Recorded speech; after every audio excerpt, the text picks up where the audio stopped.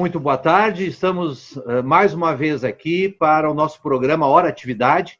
Esse que é um programa de iniciativa do CMP Sindicato, o Sindicato dos Professores Municipais aqui de Passo Fundo. Nosso programa fala sempre sobre questões relacionadas à educação. E hoje nós vamos conversar sobre educação, mas obviamente nós vamos continuar conversando sobre a crise mundial, a crise da pandemia mundial.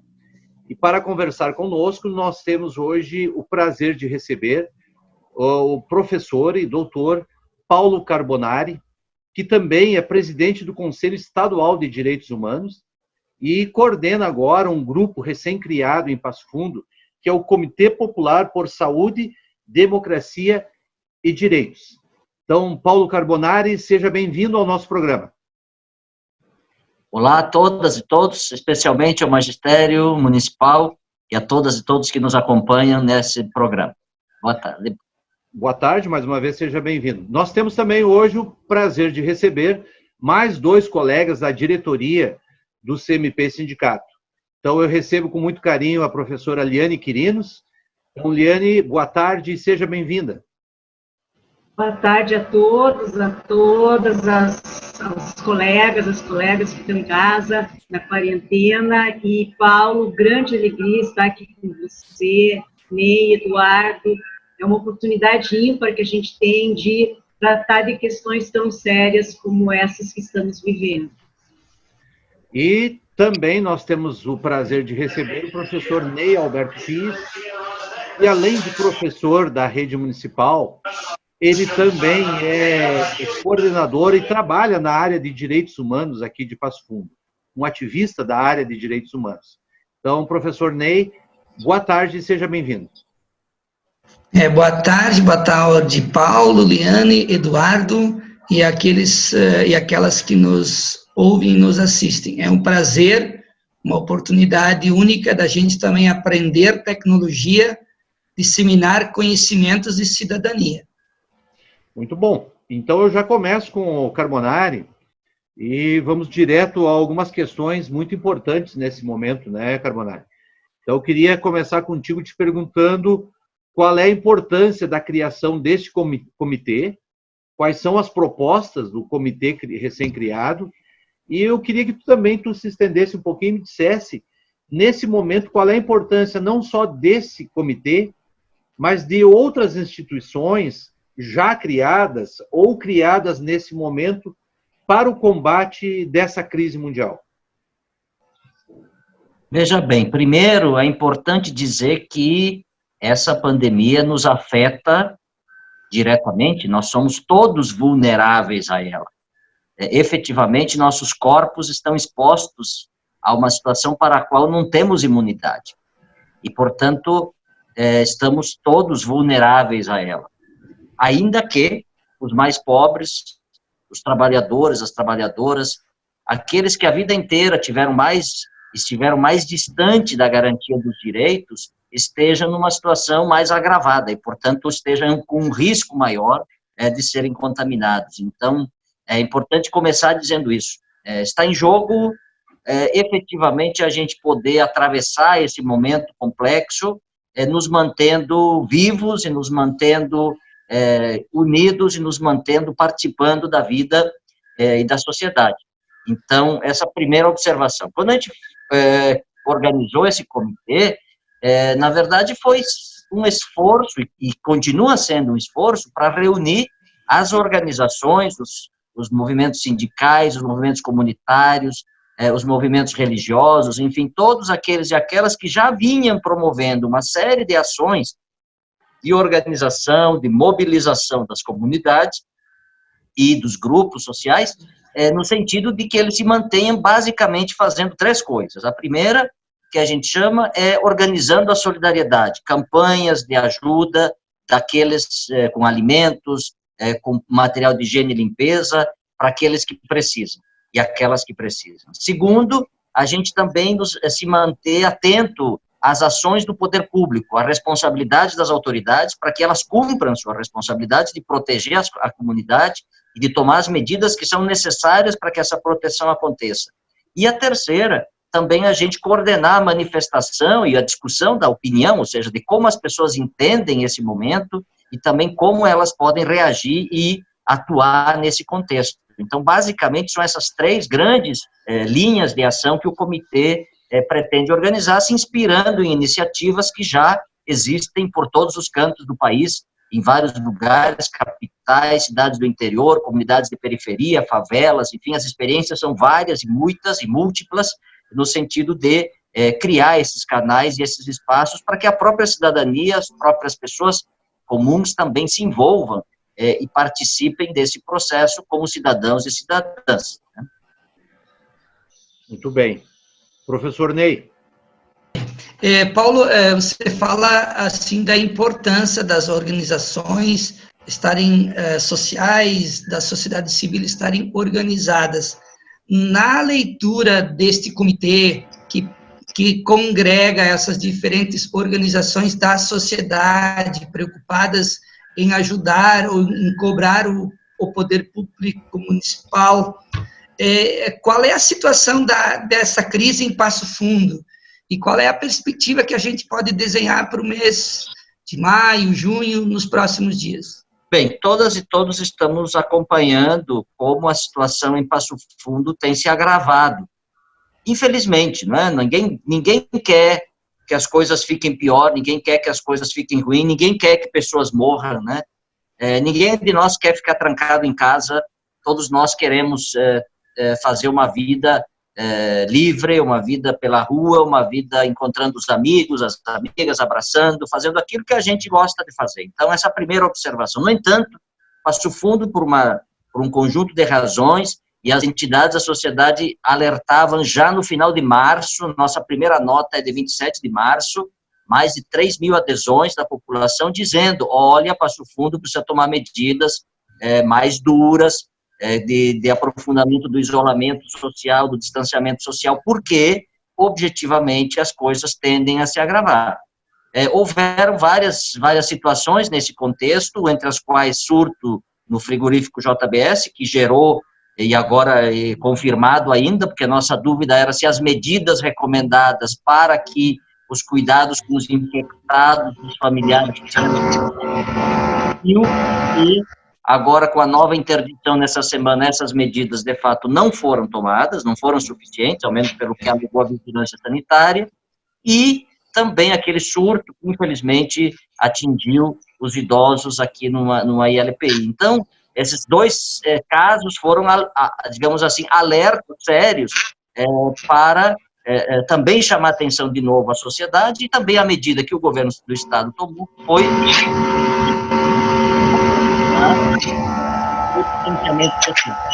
Nesse sentido, eu acho que o importante a registrar é que Passo Fundo tem uma situação agravada, porque medidas que deveriam ter sido tomadas não foram tomadas pelas autoridades, inclusive quando a prefeitura abriu o comércio, a Comissão de Direitos Humanos cobrou explicações do prefeito, que, aliás, até hoje não vieram, porque a gente interpretou que naquele momento não estavam sendo cumpridas as orientações das autoridades internacionais. Então, eu diria, nós estamos numa situação grave, não só, e não se pode dizer que isso é em razão do que a população não cumpre as orientações e as medidas. É verdade que tem gente que fica fazendo festa à beira da morte, infelizmente, mas também é preciso que se diga, e isso para nós é o mais importante, é que as autoridades não tomaram as medidas necessárias, não exerceram sua autoridade no momento certo, efetivamente agindo para preservar as vidas. Muito bem. Professora Aliane. Então, Paulo, nessa sequência, a gente tem percebido uma pressão muito intensa, né, do setor, especialmente o setor do comércio de Passo Fundo, né, no sentido de retomar essas atividades, e eles alegam que a economia depende do comércio estar aberto. Como é que você vê isso? Quais são as possibilidades de ação em cima desse tipo de mentalidade? Eu acho que a questão-chave é a seguinte: nós só temos uma escolha nesse momento, que é a escolha de preservar e cuidar da vida. Essa é a escolha que está posta para nós. Não tem alternativa a isso. E todas as medidas necessárias para que isso aconteça precisam ser tomadas. Infelizmente, nós não temos um meio, um recurso que permita imunizar as pessoas de modo seguro, ou seja, não tem uma vacina que permita nos proteger com segurança. Então, temos que fazer aquela medida das mais antigas da história da humanidade quando se trata de uma doença contagiosa como essa, que é a gente se isolar para não ser contaminado, para não contaminar os outros. Então, inclusive eu brincava num certo momento, a medida mais antiga e mais senso comum da história virou uma medida científica, né? Ou seja, ficar em casa virou uma medida recomendada pelos cientistas, quando, na verdade, ela é a recomendação das nossas bisavós, das nossas tataravós, quando alguém ficasse com uma doença desse tipo, e como não tem, enquanto não tem um meio assim. Eu acho que esse aspecto é fundamental a gente compreender que a escolha é essa. Eu acho que é importante que a gente preste atenção na necessidade de garantir que a economia também seja preservada, que os empregos sejam preservados, que as pessoas tenham recursos para pagar as suas contas, para sobreviver, tudo isso é necessário. Mas eu sou daqueles que acredita que se a gente estiver vivo, a gente vai fazer isso melhor do que se a gente não estiver vivo. Então, efetivamente, esse enfrentamento é fundamental e as pessoas têm que fazer escolhas, sobretudo as autoridades também têm que fazer escolhas. Essas escolhas têm consequências e as consequências a gente vê. Se a gente faz a escolha certa, que protege a vida, a gente vai ter como consequências mais vida. Se a gente faz escolhas erradas, que põem a vida em risco, a gente vai ver as consequências, que é mais gente morrendo, mais gente contaminada e assim por diante. Então, é isso que eu teria para dizer. Eu acho que é fundamental que a gente preste atenção nessas questões, como eu disse, mas nós temos uma prioridade nesse momento e nós não somos contra o comércio, não somos contra o trabalho, não somos nada disso, somos só e unicamente só a favor da preservação e da proteção da vida. E que todas as medidas necessárias para que isso seja feito sejam tomadas e, infelizmente, essa situação teremos que juntos encontrar os melhores caminhos para resolver agora e depois. Muito bem. Paulo, essa questão ainda da JBS, ela é uma questão que não está resolvida nesse momento, né? E ela teve um foco muito grande, e esse foco, me parece que a partir dali, esse foco teve desdobramentos. E como é que é essa questão no momento, atualmente, como é que ela está? O frigorífico está fechado, vai continuar fechado? O que tem a me dizer sobre isso? As informações que a gente tem é que por uma determinação da Prefeitura Municipal, depois de uma ação da Vigilância em Saúde de Passo Fundo, essa semana o frigorífico foi fechado por mais 15 dias, que na verdade os primeiros 15 dias da interdição que havia sido feita pelo Ministério da Economia encerraria nesse sábado. Então, na verdade, há um prolongamento. Claro que a empresa disse que vai recorrer à justiça, mas, de qualquer maneira, por hora está interditado. O que eu quero chamar a atenção, olha o tamanho da gravidade dessa situação. Nós não temos ainda, como sociedade, uma informação segura de quantos objetivamente foram infectados. A empresa diz que foram 20 e tantos. O Ministério Público do Trabalho fala de mais de 60. Então, essa informação nós precisamos ter segurança. Quantos infectados, quais são as pessoas com quem esses infectados estabeleceram relação, foram tomadas as providências para a quarentena de 14 dias para todas essas pessoas, os trabalhadores que foram afastados foram efetivamente monitorados, atendidos, orientados, tiveram as condições de cuidado em casa, até os produtores rurais que são integrados à empresa receberam uma atenção adequada para que também, efetivamente, a produção dele fosse escoada para outras plantas, enfim, uma série de questões que são de ordem sanitária, mas também são de ordem econômica e social, que estão postas na praça e que, infelizmente, a gente desconhece. Então, essa questão, para mim, ela mostra um debate que a gente precisa fazer na sociedade. As empresas precisam respeitar os direitos humanos, os direitos trabalhistas, e estamos precisando avançar nesse debate que já acontece no mundo todo, que que é da responsabilidade da empresa. Carbonari, eu queria perguntar, na avaliação das entidades que compõem esse comitê, o que se avalia da posição, da postura do governo municipal nesse momento de crise?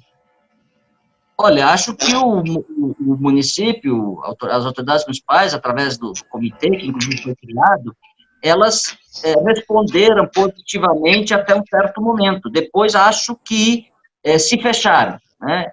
Para mim, o principal problema que está colocado é que a autoridade municipal não acolheu as demandas que foram apresentadas, inclusive, para ampliação da participação do comitê e organizações do comitê oficial, né, de monitoramento da crise. Infelizmente, o município passou a ouvir apenas a quem lhe interessava ouvir. E esse, para mim, é a principal doença que se instalou no governo municipal. Porque quando um governo não ouve a sociedade, não ouve as várias vozes da sociedade, e às vezes a sociedade tem vozes que não são as vozes certas, não tem problema. O gestor tem que escutar e tem que ter a capacidade de discernir e de efetivamente tomá-las em conta. Então, eu falo isso porque eu sei que autoridades municipais, inclusive, chegaram a desqualificar as notas que nós fizemos por serem ideológicas e que eles estavam se orientando por posições científicas. Eu tenho dúvida, um debate desse não é um debate bem colocado, a gente leva a sério os argumentos, leva a sério as opiniões e as posições.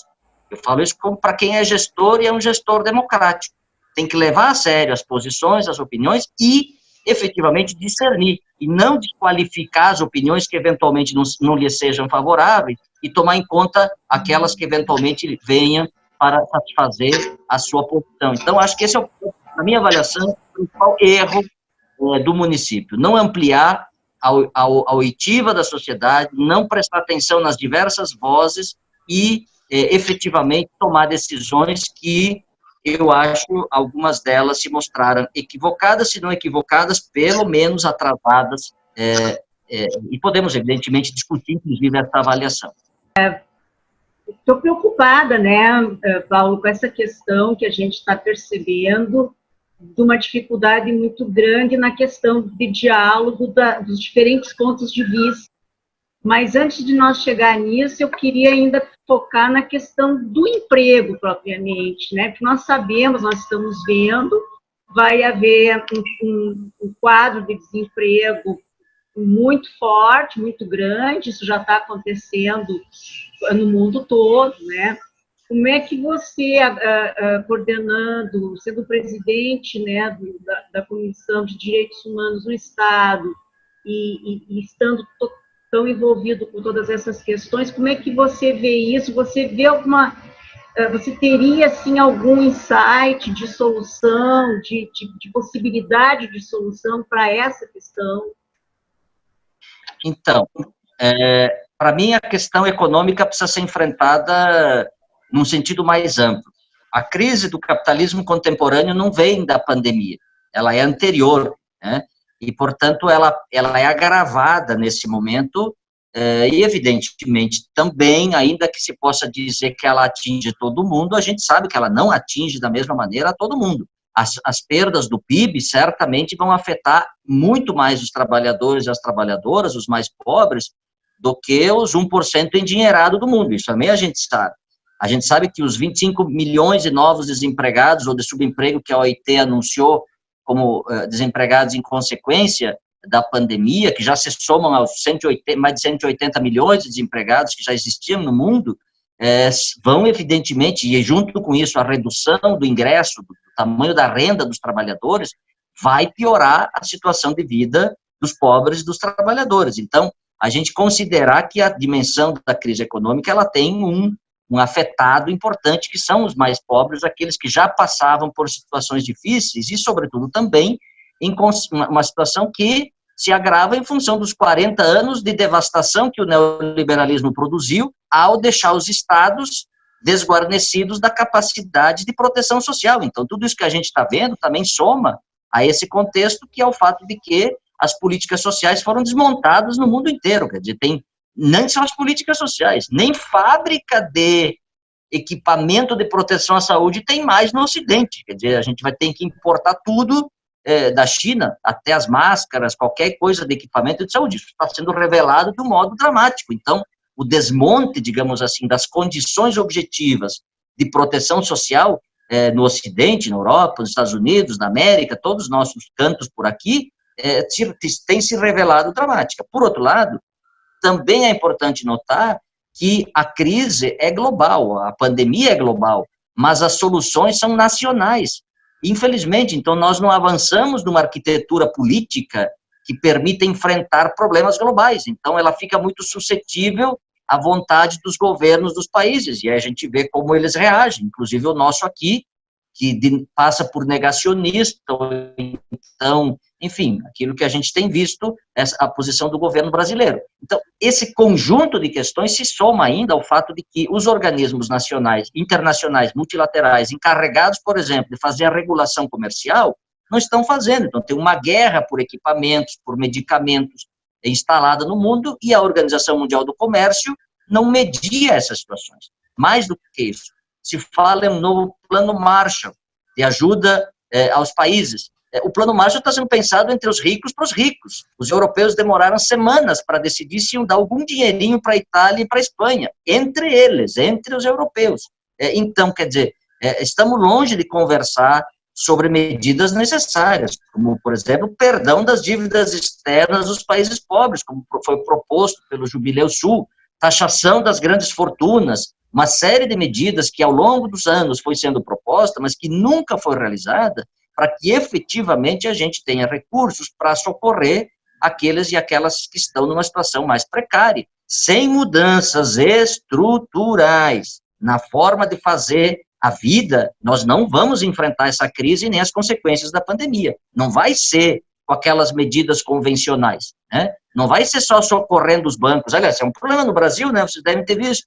Os bancos não precisaram fazer nenhum esforço para ganhar R$1 trilhão de reais. Os pobres têm que ir para a fila da Caixa, se expor à contaminação para justificar um erro de CPF para transferir R$600.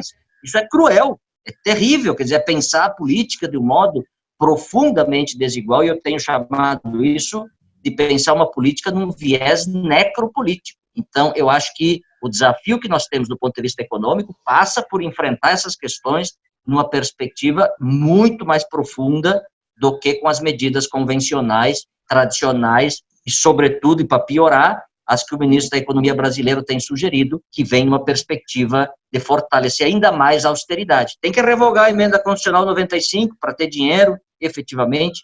O governo federal precisa providenciar condições para financiar e para socorrer as empresas, para ajudar os trabalhadores, enfim, para fazer o que precisa ser feito quando tem uma crise grave do ponto de vista econômico como essa que estamos vivendo. Muito bem. Antes de continuar a nossa entrevista, eu quero dizer que esse programa ele vai ser veiculado em todas as redes sociais do CMP Sindicato, e você pode curtir, pode nos seguir e pode compartilhar, seguindo os endereços que estão aí na tela. Paulo, o governo federal tem feito uma forte pressão para o retorno de todas as atividades. Inclusive, dias atrás, o presidente Jair Bolsonaro foi até o STF com um grupo de empresários para fazer, sim, uma pressão direta ao Supremo Tribunal Federal para que fizesse um relaxamento das regras de isolamento. Eu quero saber, na tua opinião, como você vê a postura do presidente brasileiro, principalmente comparando essa postura com os demais líderes mundiais. Então, a gente viu, quem assistiu o caso da Nova Zelândia no domingo, publicado pela imprensa, vai dizer, não, Nova Zelândia é uma ilha, é um país pequenininho, tudo bem, tem todas essas variáveis que temos que considerar, mas o que é importante que eu quero chamar a atenção é que os dois fatores que foram indicados pelas autoridades do mundo quando reconheceram o caso da Nova Zelândia são: 1, autoridade e orientação única no enfrentamento da pandemia; 2, medidas consistentes e orientadas para a ação da sociedade. É isso. O que nós estamos vendo aqui é todo o contrário. É uma desorientação total. Quer dizer, um dia se diz uma coisa, no outro dia se diz outra. O presidente sinaliza de uma maneira, o ministro dele sinaliza de outra. Então, essa dinâmica produz aquilo que a Organização Mundial da Saúde tem chamado de infodemia, ou seja, uma pandemia da informação. As pessoas ficam completamente confusas sobre a quem escutar, sobre para que lado ir, sobre o que fazer. Isso a gente vê permanentemente no nosso país. Então, essa observação inicial e geral que eu queria fazer. A segunda, a posição do presidente, eu escrevi sobre isso lá em março ainda, no dia seguinte do pronunciamento dele, acho que foi 24 de março, que o que eu estava vendo ali era necropolítica, para usar um conceito do Achille Mbembe, necropolítica e necrofilia, no sentido do Erich Fromm, em estado puro. Ou seja, é um presidente que faz política para matar. Ele não está fazendo política para preservar a vida, para proteger a vida dos brasileiros. Ele está sugerindo que as pessoas adoeçam, que as pessoas fiquem contaminadas, que afinal, se 70%, 80% tiverem que se contaminar, que se contaminem. Outra vez disse, afinal, se é entre morrer de fome e morrer de pandemia, vai se morrer, mas eu vou morrer mesmo, e daí? Então, quer dizer, esse conjunto de expressões que temos visto dramaticamente, não servem positivamente para orientar a vida e orientar a ação da sociedade de modo adequado.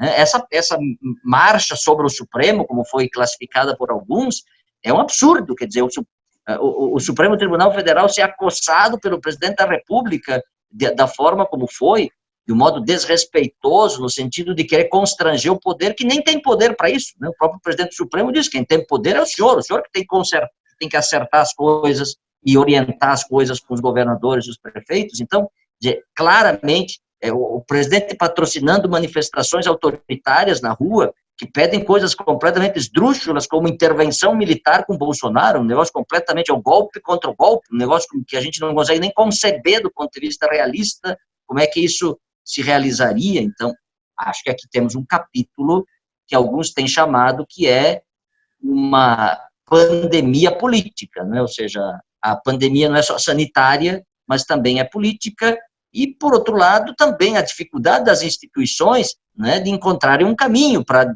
dar um chega nesse tipo de prática, né? Ou seja, é preciso também que o Congresso, que a Justiça, avancem em medidas para conter esses desmandos, esses disparates, ou essas práticas que eu, usando o termo, classifiquei como necropolíticas. Paulo Carbonari, a educação, somos afinal todos professores e estamos falando para professores, é um setor fundamental envolvido nesta crise da pandemia. Até porque nas escolas se lida com os agrupamentos e a escola é um vetor de disseminação do próprio vírus. Há iniciativas como o governador do Rio Grande do Sul apontando reinício de aulas em junho, o governador do Paraná falou em agosto, enfim, são medidas que estão sendo anunciadas, tomadas, o próprio Conselho Nacional de Educação também já elaborou diretrizes. Como é que você avalia essas medidas todas, pensando objetivamente aulas? Eu acho que aqui temos um capítulo grande para conversar bastante, viu?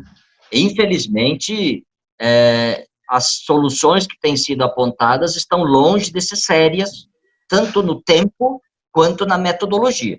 Acho que precisamos avançar, e ninguém tem uma fórmula pronta para isso. O que a gente sabe é que aquelas imagens que nos chegam da China, ou mesmo de países da Europa, que têm retornado às aulas, eu fico pensando como é que a gente vai garantir aquelas condições de retorno nas nossas escolas públicas, né? Ou seja, com o distanciamento dos alunos, com os equipamentos de proteção, com toda aquela necessidade de segurança que precisamos ter no processo de retorno. Então, acho que a gente tem aqui um capítulo grande, importante, para conversar bastante, e eu acho que, desse ponto de vista, quem tem que ser escutados são os professores, são os gestores da educação, né, para que eles possam ajudar a determinar o tamanho, as condições efetivas para que isso possa acontecer. Infelizmente, eu acho que todos nós fomos instados a ter que virar youtubers, programadores culturais, gravador de vídeo e não sei, várias medidas, operar com equipamentos eletrônicos, que a gente não sabia muito o que fazer. Então, para fazer encaminhamento de atividades à distância, todas essas questões. Eu acho que isso tudo é muito importante e necessário, mas vamos voltar de novo. Para quem é da classe média, que tem uma boa casa, fique em casa é uma solução bem simples de resolver. Para quem tem água na torneira, lave a mão, é bem fácil de resolver. Para quem tem casa com condições de se organizar, trabalhar em casa também é uma solução. É chato, é ruim, é difícil, mas agora, para a imensa maioria dos pais, das mães e dos estudantes da escola pública, não só da escola primária, da escola básica, mas até da universidade pública, fazer isso como uma tarefa doméstica é quase impossível, para não dizer impossível. Portanto, há uma questão de fundo no debate da educação, que é como é que a gente faz frente no processo educativo, nesse contexto, àquela desigualdade que já estava presente antes e que agora é agravada ainda mais. Porque aqueles alunos que têm acesso vão poder ter uma vantagem, supostamente, em relação àqueles que não tiveram essas condições de acesso, e são milhões os que não têm efetivamente acesso. Então, acho que esse é um problema mesmo de fundo, que envolve questões de ordem pedagógica, de ordem metodológica, de ordem didática, mas de ordem política, de gestão, enfim. Eu não estou vendo, ou não sei se eu não estou atento, se não é a minha, não me chegou até, se não chegou até mim, mas não vi as autoridades públicas da educação de Passo Fundo apresentarem qualquer pauta de debate. E se eu estou desinformado, me desculpem, mas eu imagino, eu gostaria de ver a Secretaria Municipal de Educação chamando o CMP, chamando os professores, chamando os pais, chamando os estudantes, para conversar sobre isso. É preciso conversar, porque sem conversar vai ser difícil encontrar uma boa solução. Se alguém tiver mágica, talvez junho possa voltar. Não sei como alguém consiga prever de um modo tão seguro a volta em junho. Felizmente, o Ministério Público da área da educação já fez uma recomendação ao governo do estado dizendo que isso seria prematuro. Espero que o governador escute e tome em conta com seriedade essa situação. Mas o que eu acho que é mais desafiante, aqui no nosso quintal, na nossa casa, no nosso Passo Fundo, é esperar que as autoridades da educação chamem para um debate público sobre o que significa fazer educação nesse contexto, quais são os problemas, as dificuldades e quais são as medidas, e como é que a gente vai construindo a travessia e também a margem a qual chegaremos depois dessa travessia. Muito bem. Professora Aliane, mais alguma pergunta? Então, essa questão de novo, né, me parece que as autoridades locais, elas ficam aguardando que no âmbito estadual e no âmbito federal, as autoridades da educação comecem essa discussão. Isso não está acontecendo em nenhuma das esferas e se vai adiando esse debate. É preocupante a possibilidade da gente poder estar retornando agora em junho, ou talvez em julho, né? Então, eu queria ainda te provocar mais um pouco nessa questão, né? Da questão dessa hierarquia, de que maneira nós poderíamos colocar uma pressão para se discutir isso no âmbito local, independente de que isso aconteça em outras esferas da República. Eu acho o fundamental aqui, como eu disse, sem a gente conversar, e a gente tem aprendido a conversar, inclusive por esse meio eletrônico, né, que de alguma maneira nos põe perto, ainda que a gente fique longe, né, mas de qualquer maneira estamos aprendendo a usar, inclusive, esses mecanismos, então tem condições, se desenvolveu inteligência e habilidade para produzir debate público e debates públicos com ampla participação, inclusive, ainda que, né, com esses mecanismos e instrumentos. Então, não dá para dizer, não fizemos o debate porque não tinha como reunir as pessoas. Não, tem como reunir as pessoas e tem como fazer isso adequadamente com segurança. Para mim, o fundamental, Liane, é o objetivo é preciso conversar sobre os problemas. Ninguém tem solução, nenhum de nós imaginou nos seus pesadelos mais terríveis que passaríamos por isso. Ninguém, não houve alguém que pudesse dizer, até talvez tenhamos sido descuidados, porque as informações nos chegavam da China, mas todo mundo achava que era muito longe, que não ia chegar aqui, que era uma coisa de lá, enfim, mas chegou. E, objetivamente, chegou pesado, chegou com força para cima da população, e, sobretudo, dos mais pobres. Então, acho que, diante de uma situação dessas, vamos ter que usar o recurso que nós temos como seres humanos, que é a nossa inteligência, a nossa criatividade, a nossa capacidade inventiva. Vamos exercitar a nossa imaginação para encontrar saídas, mas isso a gente não faz trancado, cada um por si, achando que eu vou ter que ter a solução, não. A gente faz isso melhor se a gente se juntar. Vamos fazer chuva de ideias, vamos viajar, vamos pensar possibilidades, alguma vai dar certo, né? E os gestores têm que ser humildes nesse momento e acreditar que as pessoas têm propostas, têm soluções, têm construções que podem colaborar nessas soluções e que, efetivamente, as pessoas não é que estão querendo, como alguns dizem, então todo mundo agora está disfarçado, não quer trabalhar, então fica em casa. Não, as pessoas não estão ficando em casa porque acham que não querem, ou porque não querem trabalhar, ou porque acham que estão de férias. Não, as pessoas estão preocupadas, estão fazendo isso porque precisa fazer isso para proteger a si mesmas e a todas as demais. Então, minha observação aqui, Liane, se tem um lugar que o exercício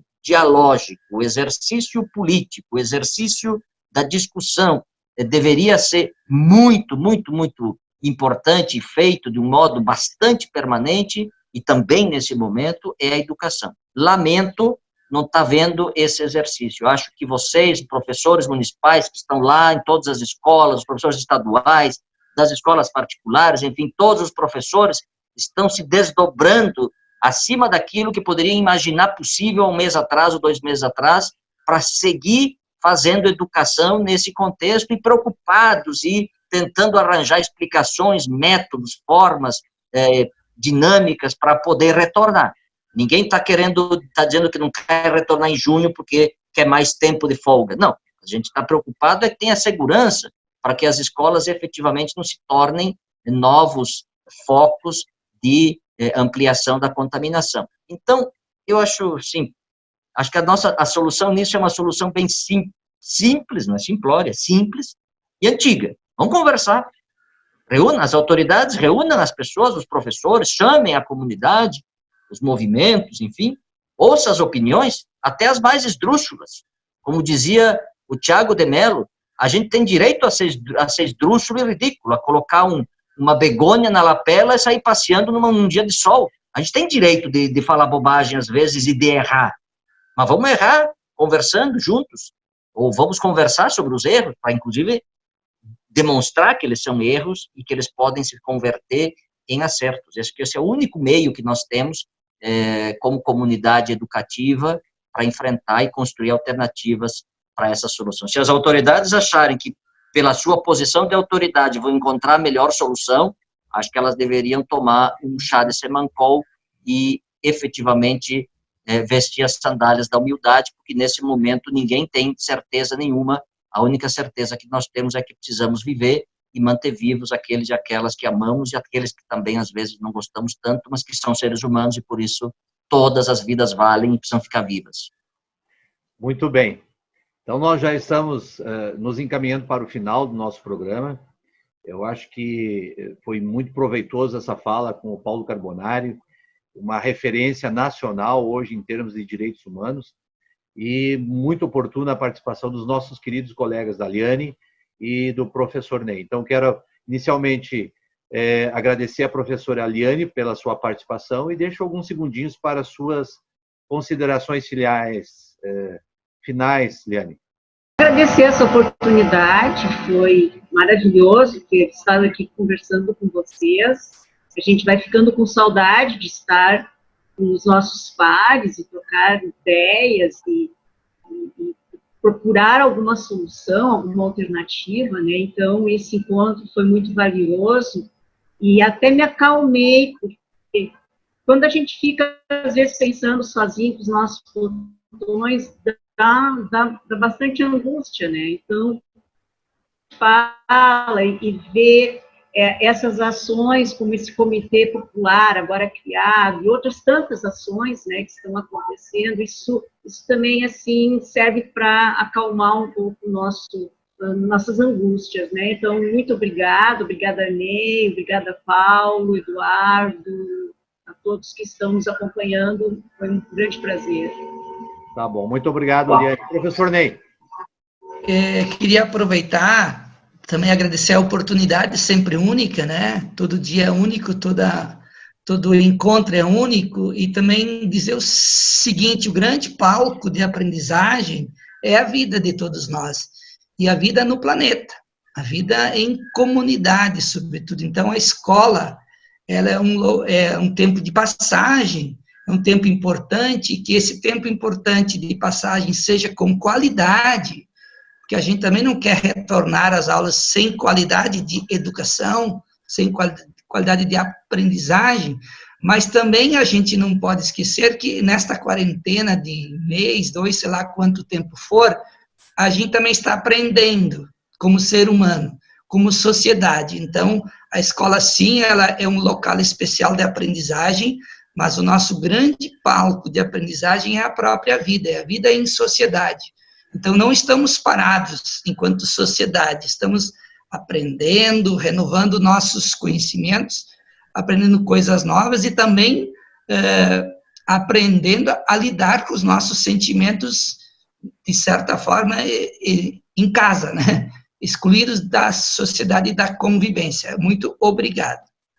Muito obrigado, Ney. Carbonari, mais uma vez, agradeço a tua gentileza, a tua atenção em nos receber, né, na tua casa, para a gente ter esse diálogo, como você disse, tão pertinente, tão importante hoje, o fato de podermos dialogar e de conversar. Então, mais uma vez, Carbonari, muito obrigado.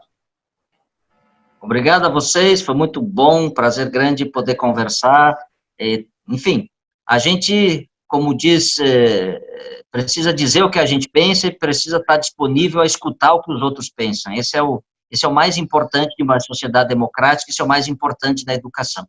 Eu acho que aqueles que acreditam que vão voltar à vida normal podem se decepcionar, até porque a vida normal foi o que nos levou a essa pandemia.